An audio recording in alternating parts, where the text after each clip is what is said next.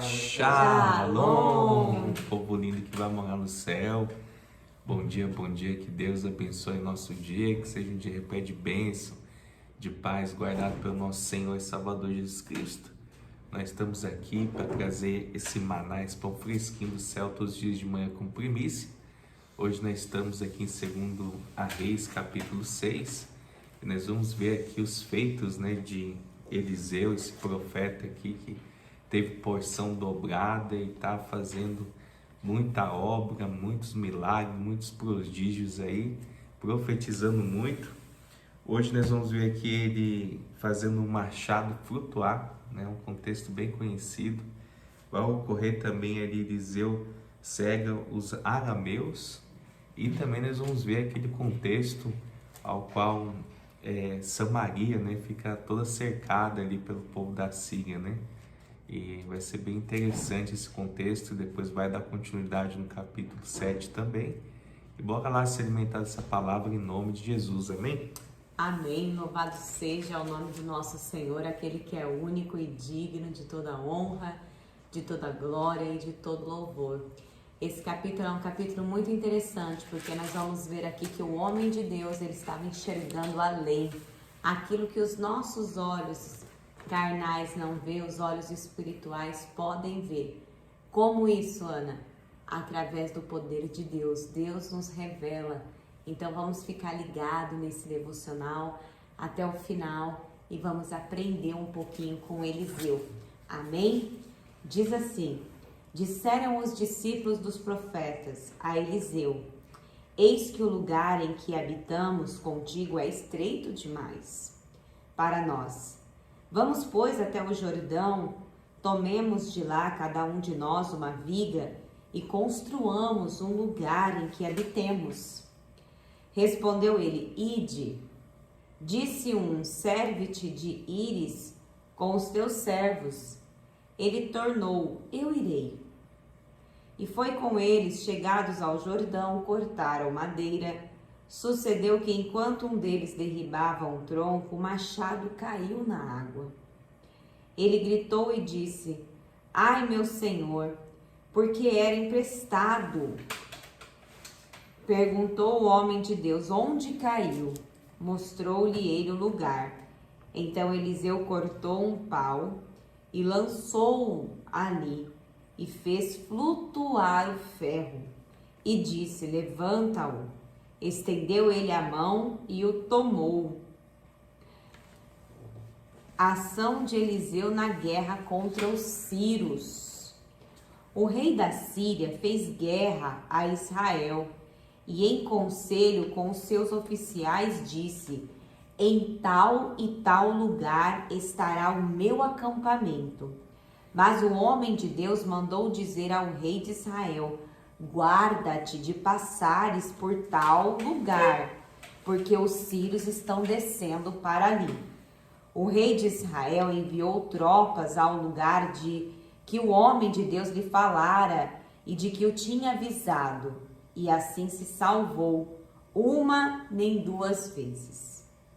Então, tendo-se turbado com este incidente o coração do rei da Síria, chamou ele os seus servos e lhes disse: não me fareis saber quem dos nossos é pelo rei de Israel? Respondeu um de seus servos: ninguém, ó rei, meu senhor, mas o profeta Eliseu que está em Israel. Faz saber ao rei de Israel as palavras que falas na tua câmara de dormir. Ele disse: ide e vede onde está, para que eu mande prendê-lo. Foi-lhe dito: eis que está em Dotã. Então enviou para lá cavalos, carros e fortes tropas. Chegaram de noite e cercaram a cidade. Tendo se levantado muito cedo o moço do homem de Deus e saído, eis que tropas, cavalos e carros haviam cercado a cidade. Então seu moço lhe disse: ai, meu senhor, que faremos? Ele respondeu: não temas, porque mais são os que estão conosco do que os que estão com eles. Frase conhecida, né, gente? Quantas pessoas falam isso no momento da batalha, né? Mais são os que estão conosco do que o que estão com ele, maior é o que está em nós do que o que está com eles. Ora, orou Eliseu e disse: Senhor, peço-te que lhe abra os olhos para que veja. O Senhor abriu os olhos do moço e ele viu que o monte estava cheio de cavalos e carros de fogo em redor de Eliseu. E como desceram contra ele, orou Eliseu ao Senhor e disse: Fere, peço-te esta gente de cegueira. Feriu-a de cegueira conforme a palavra de Eliseu. Então Eliseu lhes disse: Não é este o caminho, nem esta a cidade. Segue-me e guiar-vos-ei ao homem que buscais. E os guiou a Samaria. Tendo eles chegado a Samaria, disse Eliseu: Ó Senhor, abre os olhos destes homens, para que vejam. Abriu-lhes o Senhor os olhos e viram, e eis que estavam no meio de Samaria. Quando o rei de Israel os viu, perguntou a Eliseu: Feri-los-ei? Feri-los-ei, meu pai? Respondeu ele: Não os ferirás. Fere aqueles que fizeres prisioneiros com a tua espada e o teu arco. Porém, a estes manda pôr-lhes diante pão e água, para que comam e bebam, e tornem a seu senhor. Ofereceu-lhes o rei grande banquete, comeram e beberam. Despediu-os e foram para seu senhor. E da parte da Síria não houve mais investidas na terra de Israel. Louvado seja Deus. Depois disto, ajuntou Ben-Hadad, rei da Síria, todo o seu exército, subiu e sitiou a Samaria. Houve grande fome em Samaria. Eis que a sitiaram a ponto de se vender a cabeça de um jumento por 80 ciclos de prata, e um pouco de esterco de pombas por 5 ciclos de prata. Passando o rei de Israel pelo muro, gritou-lhe uma mulher: Acode-me, ó rei, meu senhor. Ele lhe disse: Se o Senhor te não acode, donde te acudirei eu? Da eira ou do lagar? Perguntou-lhe o rei: Que tens? Respondeu ela: Esta mulher me disse: Dá teu filho, para que hoje o comamos e amanhã comeremos o meu. Cozemos, pois, o meu filho e o comemos, mas dizendo-lhe eu ao outro dia: Dá o teu filho para que o comamos, ela escondeu. Tendo o rei ouvido as palavras da mulher, rasgou as suas vestes quando passava pelo muro. O povo olhou e viu que trazia pano de saco por dentro sobre a pele. Bom, nesse capítulo nós temos dois contextos muito fortes e distintos, né? Primeiro aqui essa investida do rei da Síria contra o rei de Israel. Ele fica ali muito conturbado, né? O que está acontecendo? Será que a gente tem um traidor aqui no meio de nós? Como que esse rei sabe aonde nós vamos estar acampado? Como que é isso? E ali, antes mesmo dele começar ali, eu acredito, né? Conjecturando aqui. Eu acho que quando ele começou a falar isso para os soldados deles, falou assim: peraí, né? Aqui não tem nenhum traidor não, né? Porque como que quem diz, já pensou se ele fosse torturar os homens dele para saber quem que era o tal traidor? Seria um problema, né? Então os homens já falam assim: ó, aqui não tem nenhum traidor não. O que acontece é que tem um homem lá, ó, o homem tem o poder de Deus sobre a vida dele e ele fala o que se passa na sua câmara, no seu quarto. Então o que o homem quer dizer? Olha, não tem o que possa esconder desse homem. Você pode estar no seu quarto planejando alguma coisa lá em secreto que ele vai saber, porque é o poder de Deus. E ali é tão interessante que ele, né, vamos prender esse homem, vamos atrás desse homem, vamos dar fim nesse homem. Só que se você parar um pouco para pensar na insanidade desse rei, porque se um Deus é tão poderoso a ponto de revelar ali o que está em secreto dentro do castelo dele, não vai proteger esse homem, gente, né? Então eu fico vendo que muitas das vezes as pessoas subestimam o poder de Deus.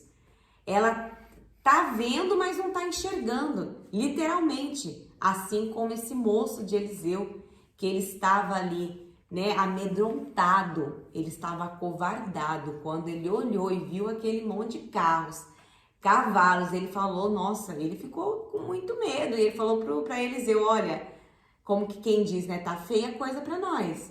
E Eliseu falou, ih, eu tô tranquilo, eu tô descansando no Senhor, mais é o que estão conosco do que o que está com eles.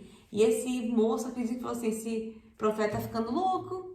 E aí o profeta ora a Deus para que ele veja, e quando ele lhe abre os olhos, ele pode contemplar ali, né, aquele grande exército. E olha que coisa extraordinária, você imaginou, amor, o profeta guiar os inimigos, levar os inimigos diante do outro rei, assim, é uma dependência de Deus muito grande, né? Porque se é nos dias de hoje, eu falo por mim, às vezes eu não tenho essa fé, eu poderia até ficar maravilhada com o feito de Deus, mas eu ia ficar talvez com receio, né, de guiar o inimigo. Vai que o olho dele se abre no meio do caminho. É verdade. Vai que o olho dele se abre no meio do caminho e ele, né, me mata. Mas olha a fé que esse profeta tinha em Deus, gente. Realmente havia ali sobre a vida dele uma porção dobrada. E assim, só para não passar batida a questão do machado, às vezes a gente vê esse algo tão extraordinário que Deus fez com esses carros e esses, né, de fogo e tudo mais, mas Deus é Deus de detalhes também. Ali aquele homem falou assim, esse machado não é meu, é emprestado. Ele estava preocupado em devolver o machado para o dono ali, né, e não criar uma situação. E o profeta vem e não banaliza aquela situação.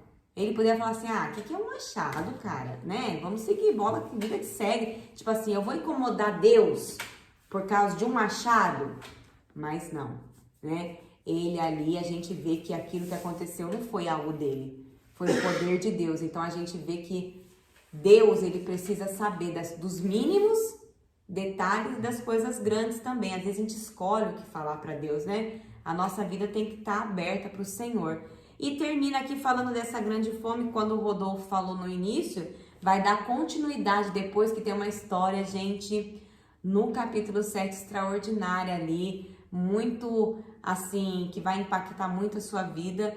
Mas eu quero que você pare e pense um pouco. Já imaginou que coisa triste? Uma fome tão terrível, a ponto da mulher ali comer o filho, sugerir para outra, vamos comer o meu filho hoje, amanhã a gente come o teu.